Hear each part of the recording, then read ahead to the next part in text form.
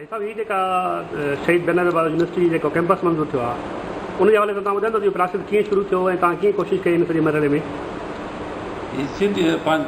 शहीद बेनज़ीर जो जेको यूनिवर्सिटी जो कैंपस जॾहिं CM साहब हिते झोल मूं वटि आयो तॾहिं हिते मूं इहो मुतालबो रखियो ऐं CM साहब उहो मंज़ूरु कयो।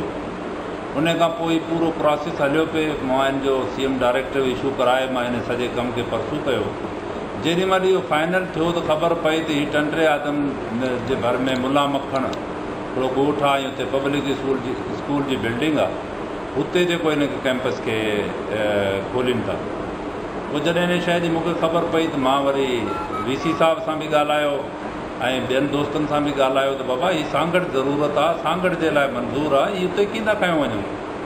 जॾहिं त हुते शाह अब्दुल लतीफ़ भिट शाह में हुते यूनिवर्सिटी जो कैंपस मौजूदु आहे ऐं हिकिड़ी शटल जेका सिंध यूनिवर्सिटी जी वीटंडो आदम मां रोज़ हुते हलंदी आहे ऐं सेंट्रल प्लेस हर लिहाज़ खां सांगड़ राउंड अबाउट ज़िले सांगड़ जी पॉपुलेशन में। उन ते असांखे जॾहिं ख़बर पई VC सां ॻाल्हायो त उन चयो त न सही उधर बिल्डिंग हुते सुठी आहे, इन करे अड़े बाबा बिल्डिंग त गवर्नमेंट खे ठाहिणी आहे, हीअ ऑलरेडी हिते एलिमेंट्री कॉलेज मौजूदु आहे, वॾी बिल्डिंग आहे, उन में खोलियो। बहरहाल जॾहिं उन हिन ते रजिस्ट कयो त न मां उते ई खोलींदुसि त पोइ मां रोशनदीन जुणेजो साहब MNA साहब आहे हुन सां ॻाल्हायो, ज़िले जे सदर सां हुन सां ॻाल्हायो, ज़ियाद अंजार सां जेको डिवीज़न जो सदर आहे जनरल सेक्रेटरी उमरानी साहब हुननि सां ॻाल्हायो। पोइ असां हुते अती फरियाल खां टाइम वरितो कराची, असां हुते वियासीं, मिलियासीं, सॼी हक़ीक़त ॿुधाईसीं। पोइ वरी CM साहब खां टाइम वरितो, CM साहब खे त पोइ हुननि हिन ॻाल्हि सां असांजी एग्री कयो त हीअ सांगड़ जे लाइ मंज़ूरु आहे, सांगड़ शहर जे लाइ, ऐं हिन जो कैंपस हुते ई क़ाइमु थींदो।